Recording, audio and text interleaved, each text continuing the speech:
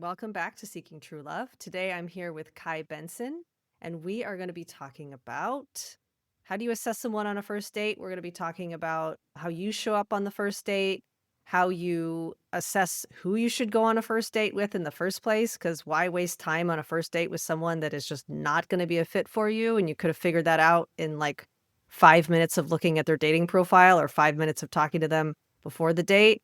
Kai's going to share top 5 questions to ask on the first date. These are all fantastic questions.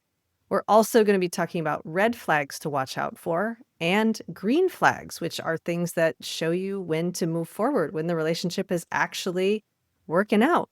So, Kai, thanks for being on the podcast. Thank you for having me. Welcome to Seeking True Love, dating advice for highly sensitive, heart-led women. If you're a deeply feeling, intuitive woman who longs for a relationship that meets you on every emotional level, you're in the right place. This podcast is for women who lead with their hearts and who refuse to settle for surface-level dating or emotionally unavailable partners. Here, you'll get practical dating guidance made for HSPs, support for the challenges sensitive women face, tools to stay grounded without abandoning your needs, and expert conversation about what true love really is and how to call it in for yourself.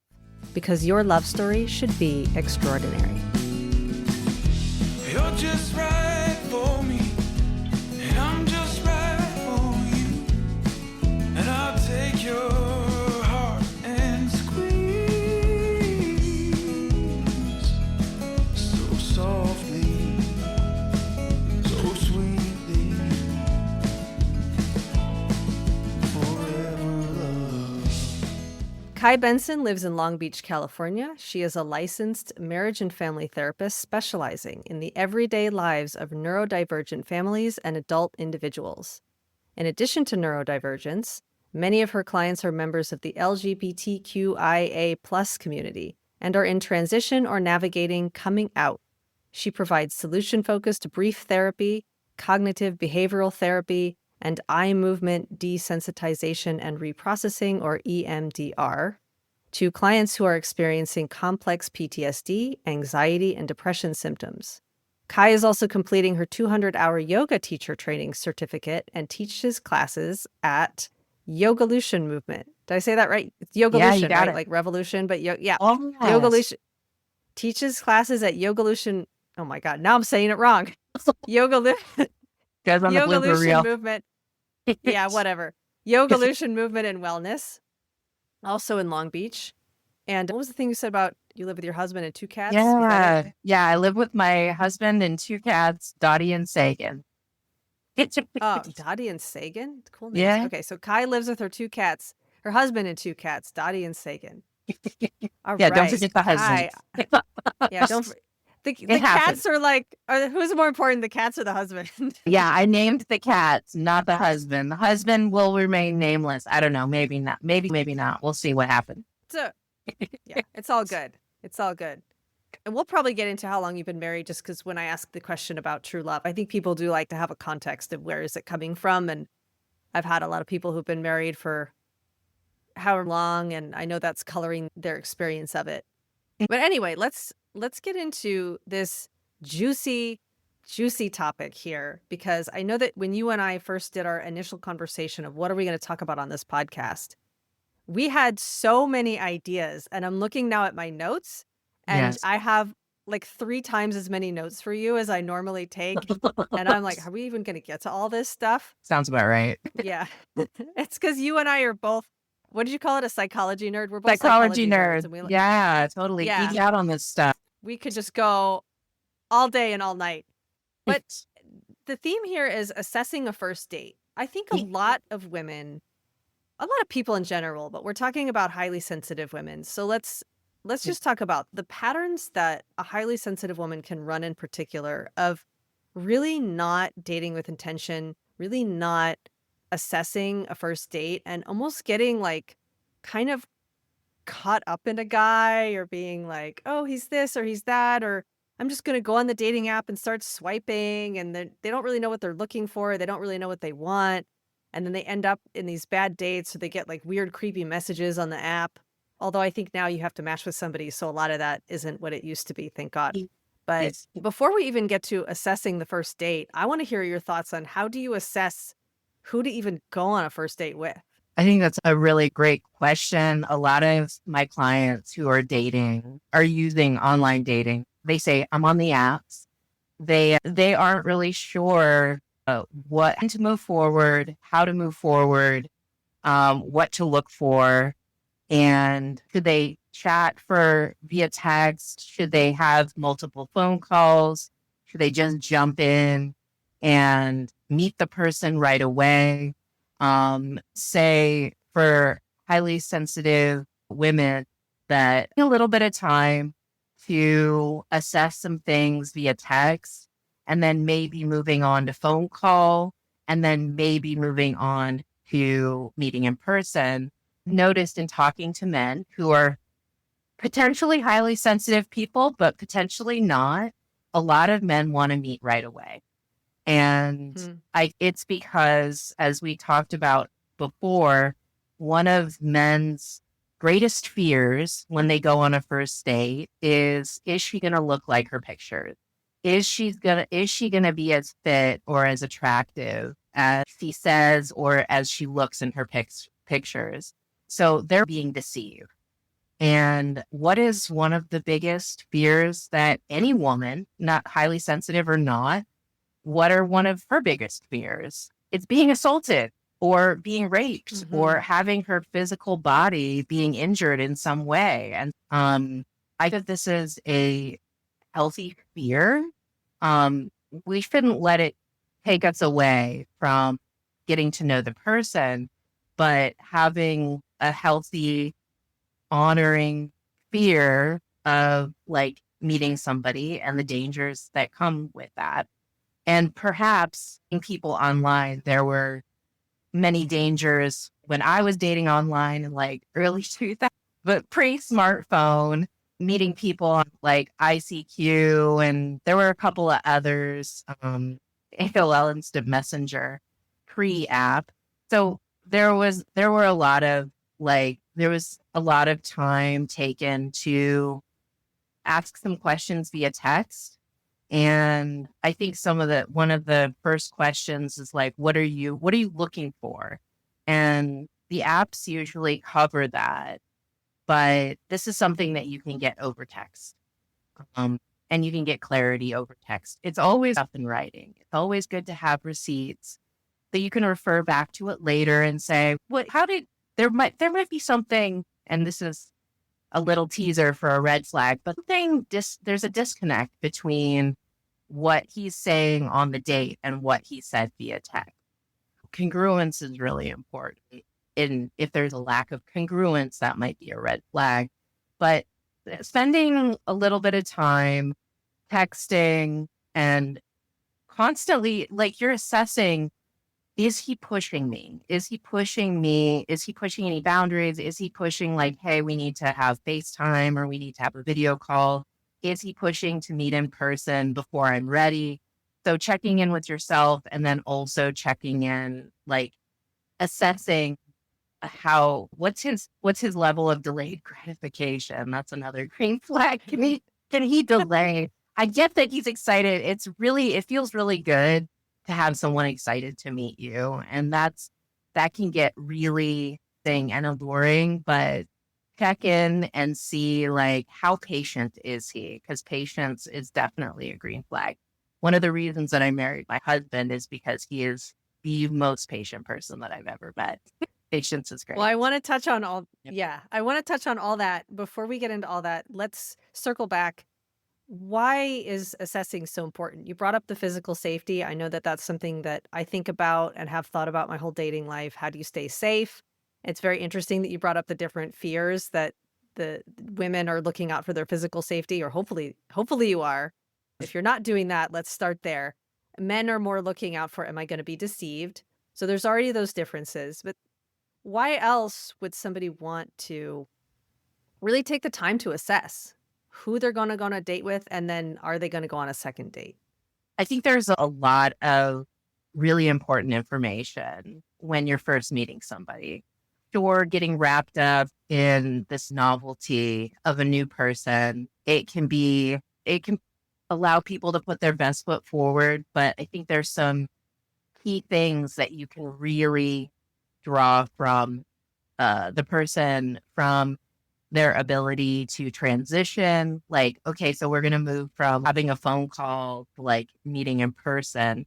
I think there's some really key things that people reveal about themselves early on in the dating experience that you can look out for. Um, and that can be maybe difficult over time as you get wrapped up in potentially a relationship escalator, which I don't want to talk too much about that because there's a lot of pros and cons to like getting on an escalator and enjoying this next level of commitment and then knowing what comes after that and really loving that, getting to know each other maybe in public and having public dates and then maybe having more private dates and then sharing more time together, sharing expenses or going on vacation together, maybe in together and increasing your commitment that way. Um, so yeah, it's easy to get wrapped up in that too. So while you're in this early dating phase, there's a lot of freedom and there's a lot of information. And so you're assessing for safety. You're also assessing just to see, is this the kind of relationship that's going to go somewhere? And then you Yeah, brought up the relationship escalator. Let's define that real quick. What's sure. the relationship escalator? Yeah, I might look up that term.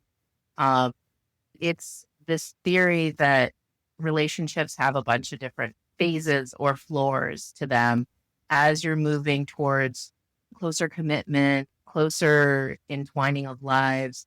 Um, there's moving up and increasing commitment that happens with a lot of both and queer relationships that we take for granted. Sometimes we think that this is how it has to be. We assume that this is what we have to do. I think especially as women, we assume that this is how relationships are supposed to be. So this is what we have to do. And in truth, relationships can look like so many different things. Couples who are married but aren't living together, or couples who don't share a bed, they live in separate rooms in the same house. And I think this is true to how people actually do relationships with how they think relationships should be. I think there might be a little bit sometimes of a disconnect, especially with taking care of children and what that might look like. We have this idea that two parents stay married, live together, and sleep in the same bed, and the kids might have their own rooms. And even how we live our lives is we think that it has to be one way, but it really could be many different ways. So that's a very long That's answer to your question. And that, no, that's a great answer. yeah, I want to touch on the thing you said about that there can almost be this expectation that this is how a relationship has to go, because yeah, one of the things that, especially having spent time in the relationship anarchy, polyamory, non-monogamy community, being in that community for over a decade, and I know you're part of that community as well. That's okay if I say that on this. Is that okay if I say it on this absolutely. podcast? Okay. Yes. That's something that I learned in that is that, hey, not every relationship is going to look like this. Yeah. And so what that does is it trains your brain to say, if Yes. I want this, I need to find another partner who wants that. I imagine that many of the listeners who are tuning into this podcast are seeking a long-term commitment. And one of the things you don't want to do is just, oh, I met a guy, and obviously if we like each other, that's where it's going. And if Right. he doesn't ever commit to me, and if he doesn't want to move in, if he doesn't want to get married, oh, that guy's an asshole. That guy has commitment issues. And one of the things that I learned through this non-monogamy community and relationship anarchy community is actually everybody has these different preferences and not everybody wants that escalator. So if that escalator is what you want, really actually look for somebody who wants that escalator, who wants it. For There sure. are men out there who want it, but you're not going to For find them sure. unless you're actually looking for them without that expectation that that's what any any man should want or what any emotionally They- healthy man would want. Because I think there's too many women out there who try to like find the man who wants to date more casually and then tries to like convert him onto the escalator and then Exactly. blames herself as being not good enough when it didn't work. And I'm like, well, you just went for somebody who didn't want it. Yeah. And then, yeah, I just looked it up and there's, a series of articles that touch on this. This one is interesting. It says to ride the relationship escalator or not. And they define the relationship escalator as a sequence of steps, dating, living together, marriage, children that supposedly define a healthy quote unquote relationship. So that I think is a really nice condensed way. And I'm loving this conversation because this is something that you would work on with your therapist, with your coach on really establishing what you want and going into the dating scene, not with, oh, let's see what's out there. And that's a common thing. I'm on the apps. I want to see what's out there. Know what I want and what I need in my life and my relationships. This is how I'd like to do relationships. Let me see if there's other people out there that might want to share that. And so probably what's more important than how cute they are is like, what is vision of the relationship? What do they want? Yes. That's another thing to assess for. And that's one of the things like that I do with my clients is we get very clear on what is it that you actually want, detail it out, we write it out. I call it the relationship blueprint. And it sounds like you have similar work that you're doing. And then when you're dating, you're looking for people who match that. Yeah. And yeah, I mean, you want someone you find attractive and all that's got to be there too. But when I started doing it this way on the dating apps, because you talked about like being on the apps, I'm like, people get really burnt out on apps because they're Oh, just yeah. swiping and it will like shut off your brain and you can't think like that. And that's not how humans are meant to connect. I learned to like dating apps because I realized this is what I'm going to do. I'm not really going to look too much at the picture.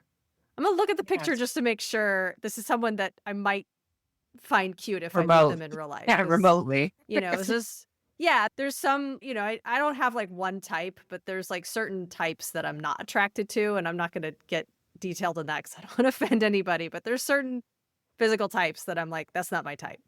But most of the time when I was on a dating app, I would just look at the picture and be like, could I be attracted to that guy if I met him? Probably. Maybe. Yeah. I don't know. That's not what I'm looking at firsthand. I would read the Yeah. profile.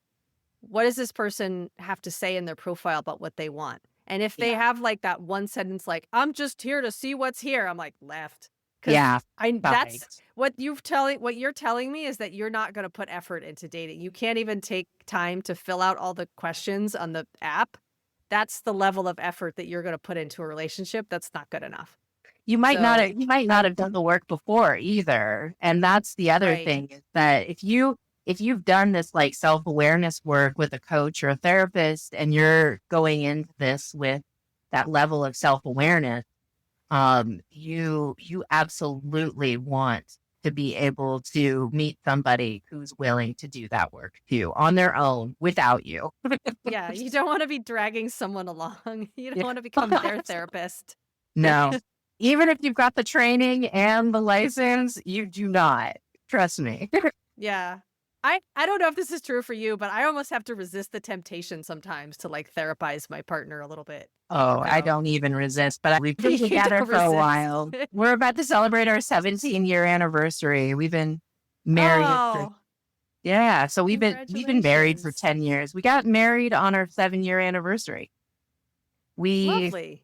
Yeah, we dated for 7 years before we got married. We were like 7-year itch. Screw you. We're gonna get married. I was about to comment on that because I actually just did an interview with someone else who was talking about the 7-year thing where Yeah.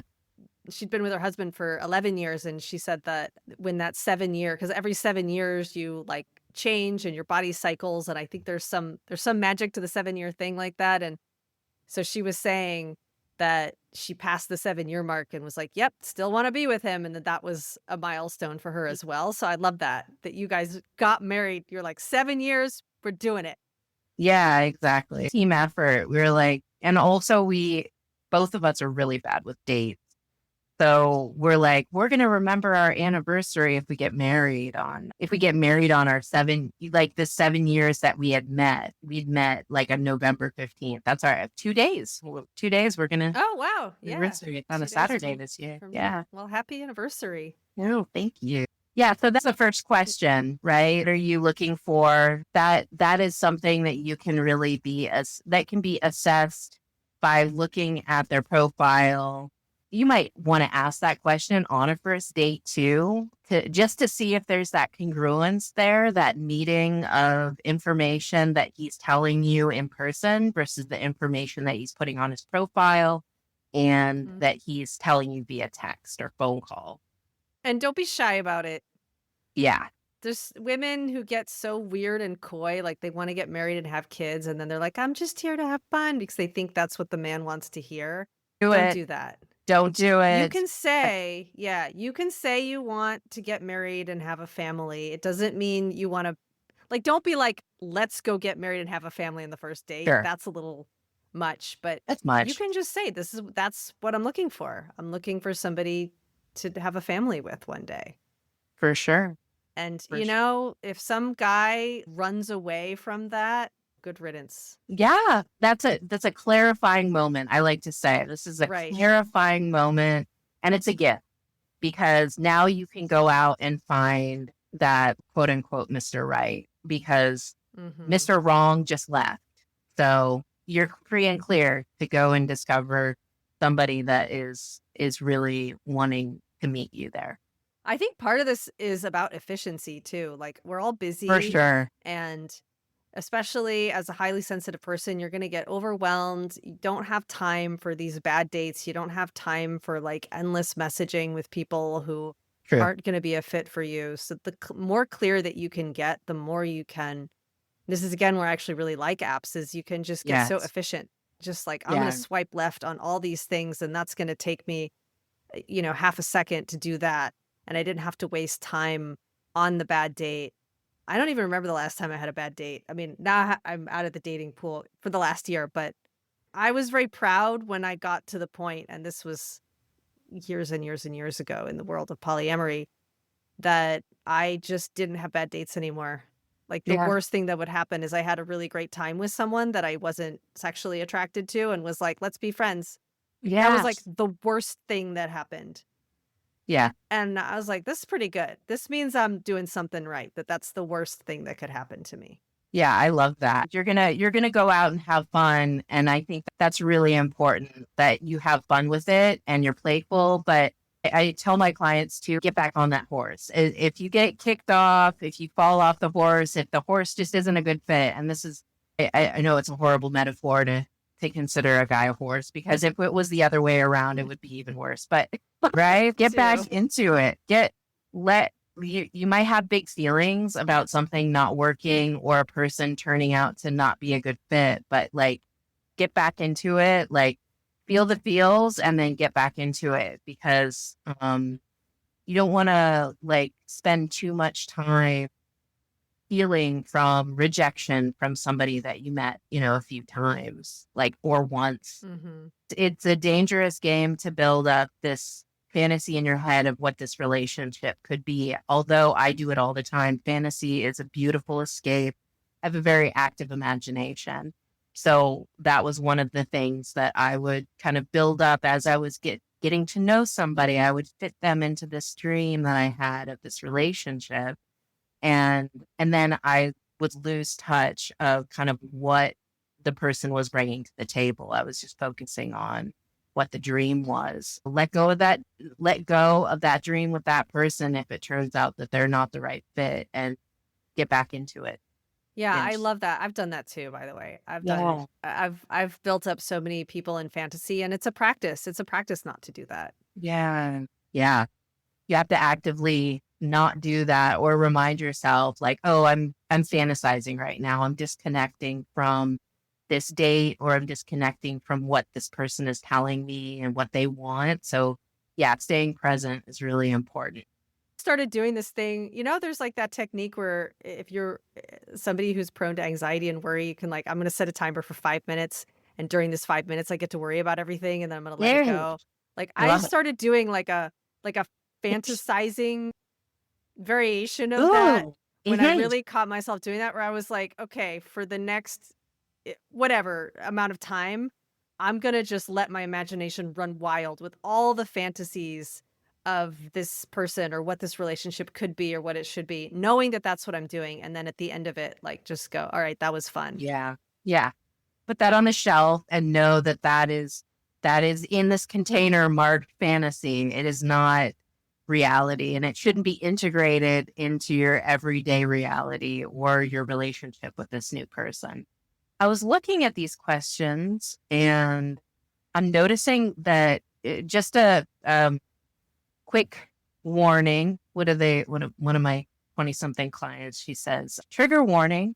Uh, these questions get more difficult and vulnerable as the date might progress, as you're trying to integrate these questions or notice when the first date is answering these questions. But I'm like, if what are you looking for? If that's a difficult question for you, I'm sorry to say that the questions get harder and harder to ask. They get more and more difficult.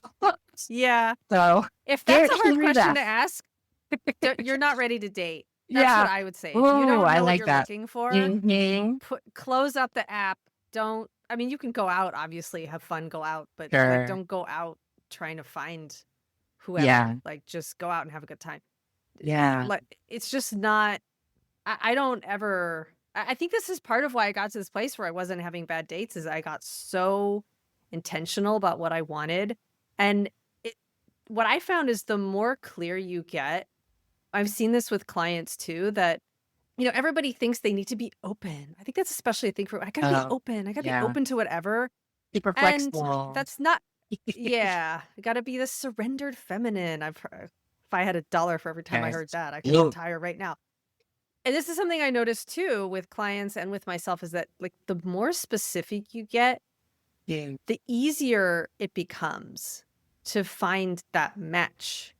I'll give you an example from this is an example from I used to work primarily with men and I had a male client who like he kept not being able to connect with women. Like he's like, I see a cute girl here or there and she doesn't really want to talk to me. And and he was I think in his 50s, like he was an older gentleman and it was like he just could not connect when he Yeah. was just like out trying to just talk to people or online.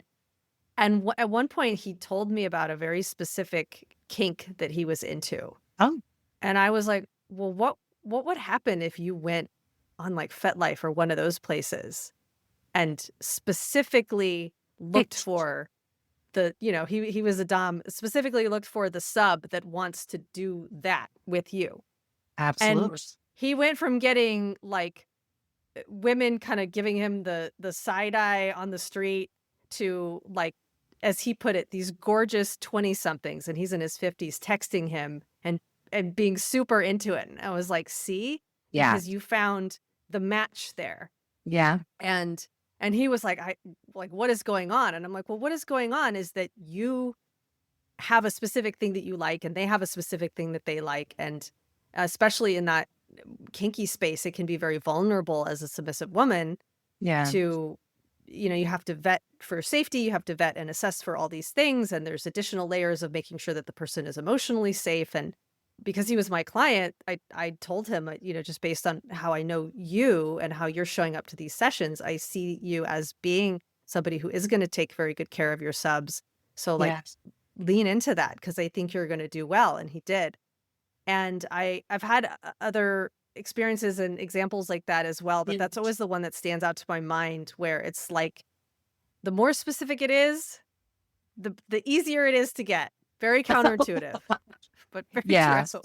Yeah. Remember, I think it's good to remember that too. There can be a lot of settling, and I don't know, maybe less now than there used to be, but move forward knowing that whatever it is that you're looking for, whatever it is that's important to you, that your values align with, there are a lot of other people that are going to align with that, show up with those Mhm. values. So settling or wanting to change somebody or that sort of thing it really is a waste of time, because time is of the essence. It is super important. We are really busy these days. So yeah, like Yeah. zeroing in on and really honoring what it is that you're looking for and want, and knowing that there are others out there, that is incredibly important. I think it's a good assertive tool as well to remember that.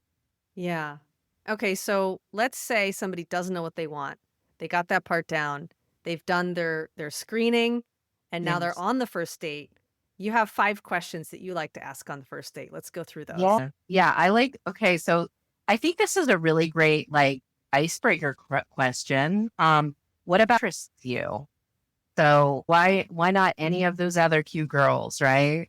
Um, and see where he goes with it. Pay attention to his body language. Like notice if it's really vague in general. Like, could anybody be on that date with him, or is this very specific to you? I once heard a story about a couple connecting, and I think he like complimented her elbow. And it was really cute and playful. Oh, I really love, the crease in your elbows. And I was like, oh my God, that's so romantic. Because he like noticed something about her. I don't know if she had a bunch of pictures of her elbows on her profile, but that would have been interesting. But is he seeing you? Is he noticing parts of you that like really resonate? Is he giving you maybe some vague compliments about your looks? I mean, that might be flattering and that might feel really good, but when somebody would tell me like, "Oh, you have such pretty eyes," I'm like, "Cool, thanks. I've heard that before," right? And so I'm like, "Okay, what else?" So if he tells you like, Right. "You have really pretty eyes," it's like, "Okay, cool, that's awesome. What else?" Don't let him off the hook. Keep going. Yeah. It can't be a pop song lyric. If it's a pop song lyric, you know that joke like pop song lyrics, they got to appeal Oh, to every woman. So it's okay. like if it's a pop song lyric, then it's not specific enough to you. It's like, "Girl, you got pretty eyes. Girl, you're so beautiful." Yeah. Bo Burnham did a whole thing where he made fun of that. Yeah, pay attention to that and see if like the things that interest him in you, that they help you feel seen. Do you feel seen by this person? I get that they're a stranger or that you don't know them that well, but feeling seen is really important throughout a relationship. And so I think seeing how he sees you is pretty revealing. Yeah. That's a great one. Yeah. All right, Yeah. what's your next one?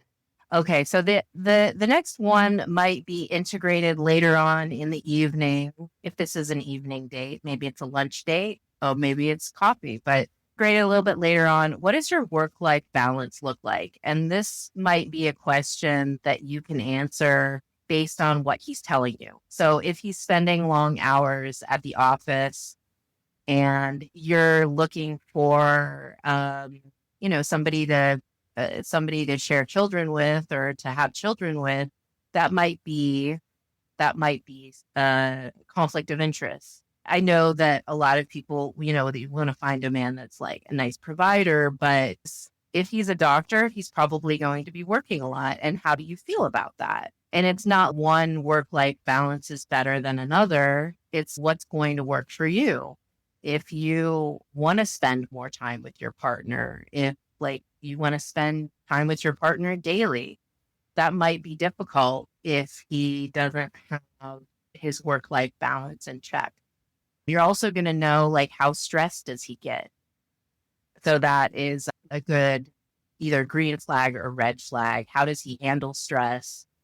How does he answer this question though? Does he go on vacation? I met this guy and I'm not trying to date him, but I was at a polyamorous event and he talking about sharing finances with a partner. And I was like, some of the first times that you're going to share with a partner might be the first date. You have that talk about like who pays, but also like little bit later on when you're about to go on vacation together. And he said, I haven't gone on vacation with any of my partners. And I was like, what? That doesn't work for me. I love going Mhm. on vacation. I love my work, but I love going on vacation. I like traveling. I like taking time off of work. If you're dating like a fellow business owner, somebody that makes their own schedule, then that's going to be really important that he's able to set those boundaries and take that time. Or if he gets paid time off, even better. And if he has a lot of paid time off, even better. That's a personal choice, but yeah, does that work Yeah, life it sounds balance like fit for you? there is a reading between the lines of assessing how much time this person's gonna have for a relationship with you. Oh yeah, yeah. I think that's less less a priority in monogamous relationships versus polyamorous relationships, but I think it should be a priority in all relationships. What is your expectation for spending time with your partner, and then what they'll be able to give you? Will that partner be able to modify their work-life balance? I would still try to assess that in a monogamous For sure. relationship because 'cause Yeah. I'm in a mostly monogamous relationship now, and I don't Thanks. feel like the I mean, the reasons why they might be busy with other stuff is different than if you're doing Sure. non-monogamy, but we're still having that same conversation of how do we make time for each other. It doesn't Yeah. feel different to me. Like people say people who are polyamorous have a scheduling fetish. I'm like, yeah, but we still have to Yes. schedule time together because there's just Right. always stuff going on. For sure. For sure. Yeah, time is like you were saying earlier too, like we're all really busy. So what does that look like? And so you can also derive how much of a priority relationships are to him. And probably for most women, relationships might be like a higher priority than for men. And there's nothing wrong with that, but is he able to meet you partial way on that? Yeah. Yeah. And so then your third question, let's get into your Yeah. third question here. About plans with friends. So in it, you can get a sense of, um, is he a leader? Is he more of a follower? And I don't use the term follower as negative, but does he to go along with the plans? Is he more like, I'm open, and I've met partners who are very, very open to whatever the plan is, or is willing to collaborate with me on making a plan for dates. Are you looking for a person that is going to like create a cool plan and execute it? Are you looking for somebody that might go along with your plan and you want to create the plan? Are you looking for somebody that's open to both? And does he create plans with his friends though? That does give you a sense of kind of like what his role is in his friend group. Is he more of a leader? Is he seen as a leader in his friend group? Or is he seen as more like a go with the flow kind of guy?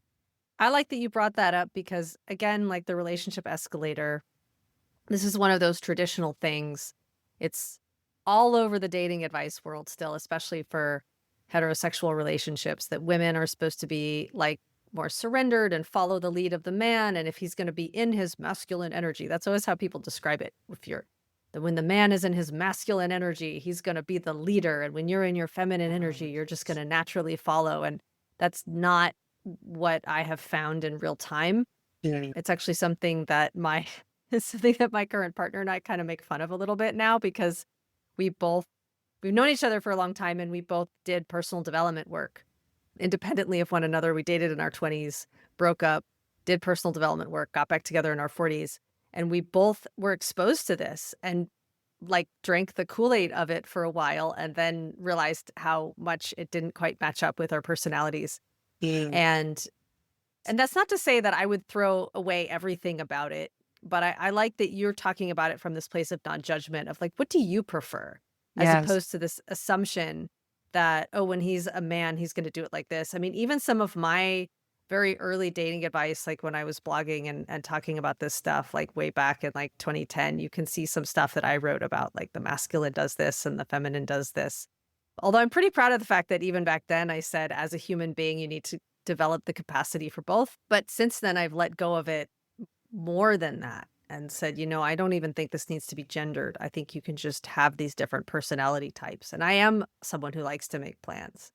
Yeah. So if you're someone who likes to make plans, you want someone who's going to go along with those plans. And if you're someone who likes to go with the flow, you're going to want someone to make plans. And I like a mix of both. And Yeah, maybe you like that too. definitely. One of the things that I think captured me with my husband was he made this really fun plan to go to the hot springs and stay overnight, made all the reservations, and he made all the plans. And I was like, oh, cool. Like he can do it. And then after that, I don't know if he ever did it again, but I was okay with it because I like to be in control. I'm not going to lie. I like to be the one making the plan, and planning vacation actually is what I think I was maybe a travel planner in a previous life because I love like finding places to stay, finding places to eat. So that's one of my big things. So I love doing that. That's a fun hobby of mine. Yeah. I Mm. think one thing that I've noticed too is because we're talking about highly sensitive people, there is a tendency to get overwhelmed. And that's Yes. something that I've had to be sensitive up to my highly sensitive partner, where the idea that he would have to make all the plans or that he would like have that pressure on him is overwhelming to him. So I don't ever have that pressure that it's like, this is a thing I like, but Yeah. I don't ever want to put him in a position where he feels like it's his job as the man to do that stuff Yeah. because that puts him Yes. in overwhelm and that's not fun for either of us. Yeah. I think similarly when there's like domestic stuff that needs to get done, domestic engineering work, the dishes and the laundry, for that to be a woman's job, that feels it, and you might be the person that loves to have things done in a particular way. And so you end up doing it in your own way and appreciating it that way. You like that role. But to have that expectation hanging over you is not sexy and not fun and not conducive to growth. Yeah. Exactly. Yeah. Your fourth question here is about working on past relationships. And I Yeah. like that you said they're getting more vulnerable. Yeah. I love that you have this in here because I totally ask people about their past relationships on like first and second dates. And Yes. that's so counterintuitive. People are like, don't do that. Don't ask about the ex. Don't talk about the ex. But Yeah. I want to know what someone's been up to. I Yeah. want to know what they've Yeah. been up to in their past relationships because that's going to tell me a lot about how they're going to show up in this one. So For speak to that. sure. For sure. Yeah. I'm thinking about my clients who are in their 20s and how it's almost like taboo that they like confess to me that they asked or they talked about it. And I'm like, good, please do keep going. But I think there's a taboo about talking about the ex, maybe or talking about the ex on a first date, especially. Put it all out there. You don't even know if you're going to go on a second date with this person. And I'm trying to say this gently, but especially women who date women, there's there is a lot of ghosting, and there are pros and cons to ghosting. I know that ghosting, it gets a really evil rap when women do it, especially, and there are lots of reasons for ghosting. Maybe we can do a podcast about ghosting sometime because it's just Yeah, we really should. an interesting phenomenon. But what did I previously say before the ghosting? It's Well, we were just, talking about your next question, which the question is, what are you working on in past relationships that you'd yeah, like to continue working on? yes. So ask that question on the first date, or you know what? He might have already gone there. So sometimes with some of these questions too, you might not have to ask them. You might already go there, and that's super cool when things are already flowing. But you might reference something that he wrote in his profile, or you might reference something that he said earlier about he doesn't really something or something. Hopefully, he's talking about things that might like cause big feelings or things that he really likes, and you might ask him about, like, what was his previous relationship like? What did that look? You could even ask, and this might take him off guard. I don't know, but who broke up with who?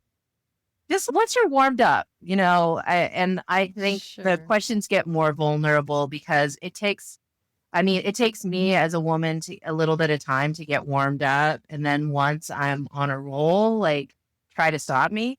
Um, so up and ask, see what happened and be really open to talking about it. Um, Maybe he'll be really guarded, and that's information, right? If he's super guarded about what happened in a past relationship, or if he's blaming the other person, regardless of who broke up with who, that's information. Tells you, is he able to acknowledge his part in conflict? I can guarantee that if you do have a relationship with him, there will be conflict. And depending on maybe how it looked before, is going to look after, how it's going to look. People tend to repeat patterns, and that can be a really good thing. And that can be a really scary thing. If you think about your past exes and you're like, damn, like when things ended between us, I was really like this, they were really like that. Maybe there was some like heightened emotion and patterns and mistakes were made and things were really raw, emotions were big. So what happened after that? Because now you're getting this person that just came from something. So yeah, where are they Yeah. from? Where are they coming from? Well, and that leads into your next question, which is how do you handle conflict? Yeah, yeah. And that's a real big question about how aware are you of yourself and how willing are you to acknowledge the role that you play? Because is a huge green flag. It's Mhm. there's a I really love the love languages. Some therapists don't, they poo them because they're not actual science. But as in pop psychology, I love the love languages. And on their website, they have a quiz that you can take to identify your love languages.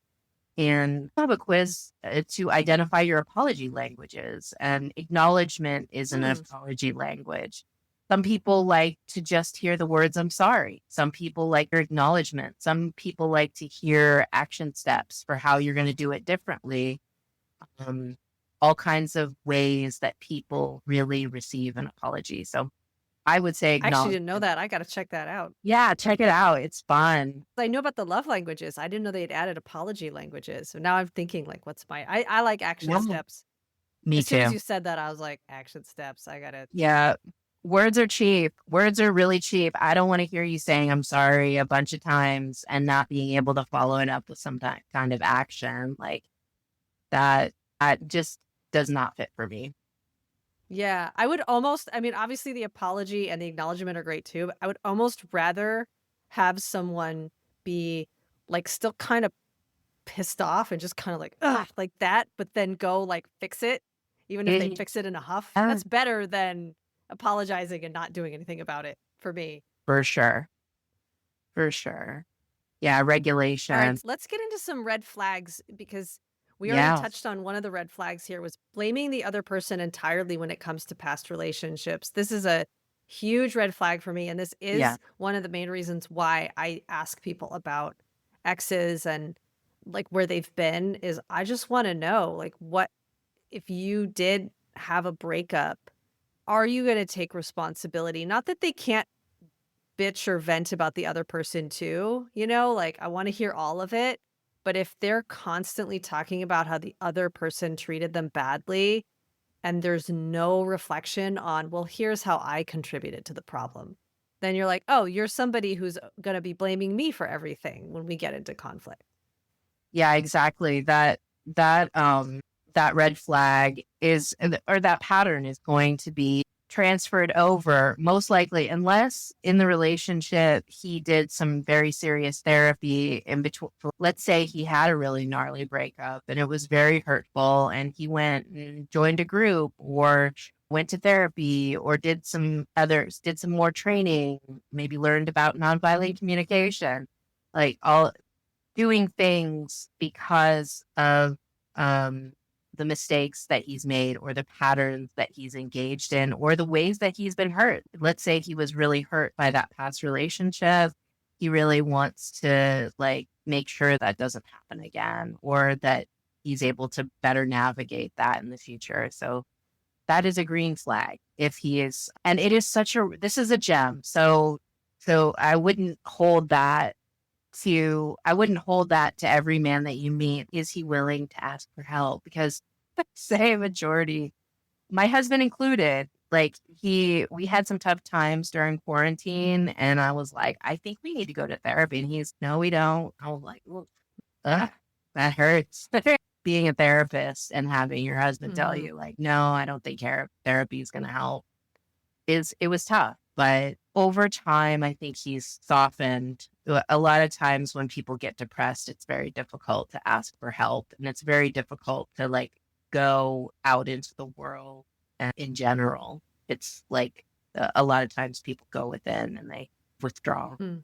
What are some of the other red flags to look out for?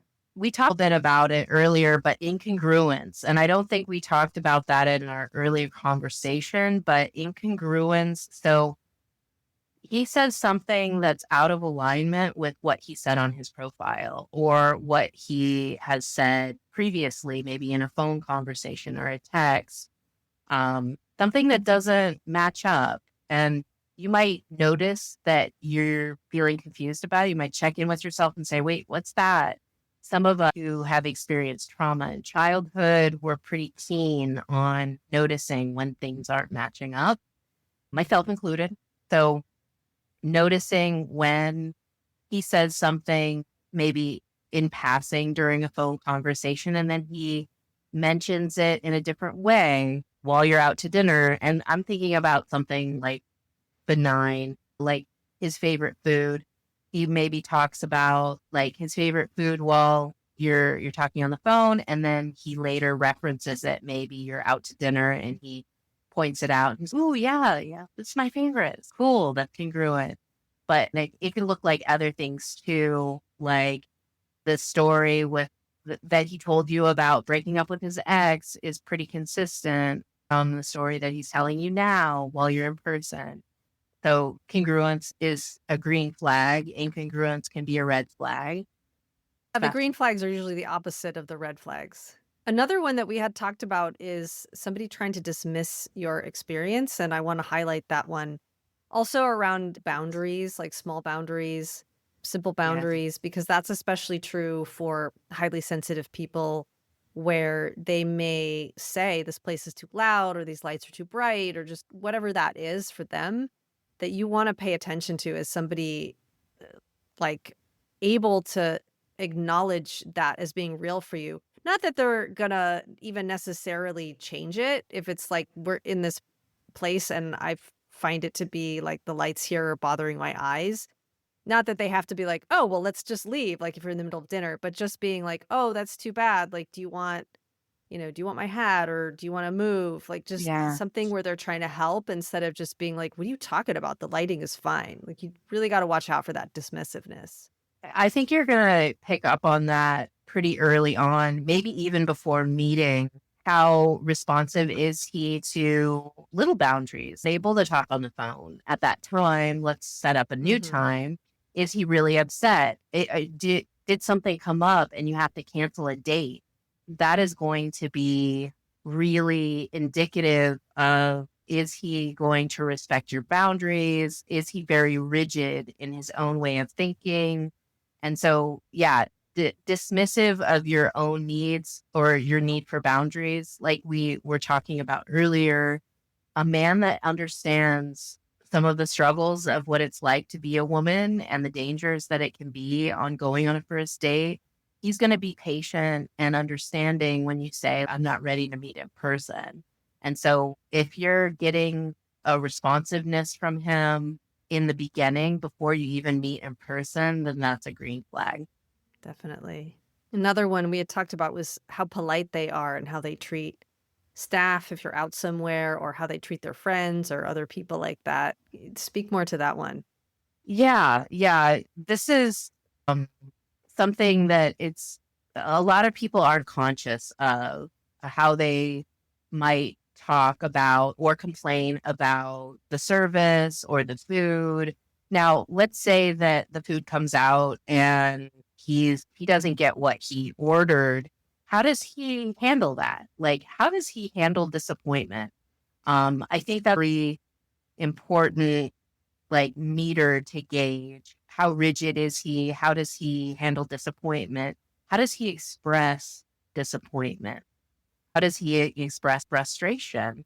How does he treat people when these things are happening? And I think people are very honest when it comes to these sorts of things on a first and second date. As time passes, they might mask more, or um, there are some instances too where you'll notice something. So maybe on the first date, he is very polite. And then on the second date, he's less polite. So that is something to pay attention to. But yeah, another thing is like, well, and this might be psychoanalyzing him a little bit, but what relationship like with his mother?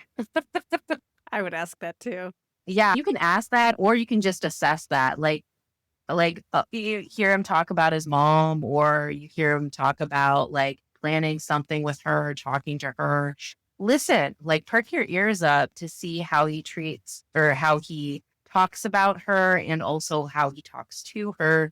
I very briefly dated a guy who called his mom a bitch. And I was like, Mm. ooh, no. I like, even if you're like, my mom was an interesting character. She was eccentric. She was very mentally ill, but I would not call my mom a bitch. But I just do not do that. And so if he is doing that, like, what does that say about how he feels about women, how he feels about Mm. women he's close to? This was a man too that had 3 daughters. And I didn't like the way that he was treating women. And so um, that was a short-lived dating experience. But yeah, pay attention and notice how he talks about these like women in his life. Yeah. We went through some red flags. What about green flags? I know in many ways it's the opposite, but do you want to speak Yeah. more to the green flags? What do you really look for? Somebody that's I think is super important. That's able to use a variety of feeling words. That might be a tall order, especially on the first date, but talks about their preferences and is relatively flexible. So rigidity can be being decisive, and being kind of self-aware is one thing, but being rigid and stuck in your own kind of way of seeing the world or your own wants and needs, that can steer you away from, I don't know, connecting truly. Um, I think polite and kind is really important. Yeah. I'm trying to think of any other green flags that might relate to the red flags. Responsive, sensitive, not sensitive as in will cry, at the drop of a hat, but maybe somebody that is openly expressing emotion. But when I say sensitive, I mean response, like the example that you gave, if somebody's sensitive to light or sound, which I absolutely can be, a willingness to respond like, oh, would you like to move outside? Or maybe we should take our food to go and eat in the park, or, how can we make this better? How can we work together? That's a green flag, using language like that. Absolutely. I love this. What great tools for anyone going on a first date. You just gave Yes. such a good toolbox for all of this, because I just think there are so many people who go on first dates, just it's like they're just spitting into the wind. They have no idea what they're doing. You've given us such a great toolbox. Thank you for that. Yay. I'm going to ask you now the question of the podcast. Kai, what is true love? I was thinking about this question as we were talking, and I was like, how did I answer this before? Because I felt so connected to my answer the last time. But it really is I think, a curiosity and a willingness to be with another person, to I be present with another person. And maybe, okay, go ahead. For you. I was gonna say I have one note if that'll jog your memory Yes, since you yes, said, what did I say before? yeah. You're saying something very similar. I wrote down here willingness to ride the waves of life together consistently over time. Ooh, yes. I love that. Yes, a willingness to ride the waves of life together because there are absolutely going to be ups and downs, and you can guarantee that. This image of the perfect relationship or riding off into the sunset together, that's good. You ride off into the sunset until the sun sets, and then what happens after that? And that's the Riding in the waves. dark. Yeah. Right. Now we're riding horses in the dark. And does someone have a flashlight? Hopefully. It's just what happens during the ebbs and flows. And somebody that you want to share that with, I think is true love stands the test of time.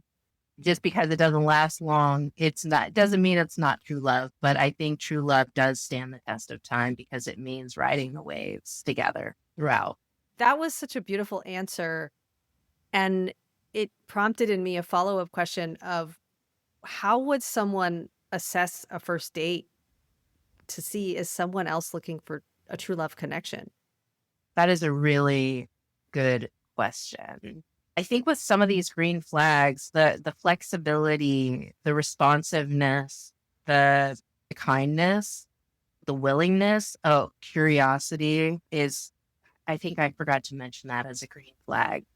It's a good Being one. truly curious is such a feeling like you're the object of someone's curiosity feels really seen for me. So yeah, I think all the green flags that we mentioned, like the congruence is really important too. Like is there a line through what he's been telling you are his values and important to him throughout? Yeah. Yeah. The green flags. Reference the green flag. Yeah. Love it. Love it. Thank you so much. If people want more of you, where can they find you? They can me online at my website, lbctherapy.services. They can find me on Instagram at yoga with Chai 108. And I teach at Yogolution Movement in Long Beach on Wednesdays at 11 a.m. in the month of November and December, regardless of holidays. I'm going to be teaching on Wednesdays. I offer 50 to 60-minute sessions in Long Beach. I have an office where I work in office and virtually. So I'm around. I'm definitely around. And anyone can me or email me or message me in any of those places. Excellent. And I'll put all those links in the show notes as well. So Any last words of wisdom for us? it's a jungle out there. So be prepared. It's a jungle out there. So be prepared.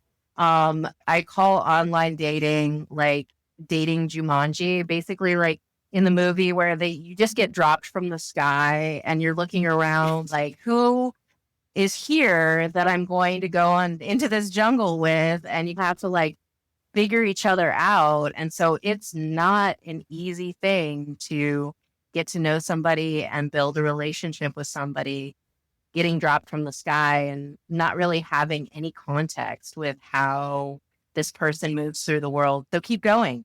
And when things seem to be too difficult, then take a break, but get back out there. Great. Solid advice. It is a jungle. There's a jungle. Well, thank you so much. This has been lovely.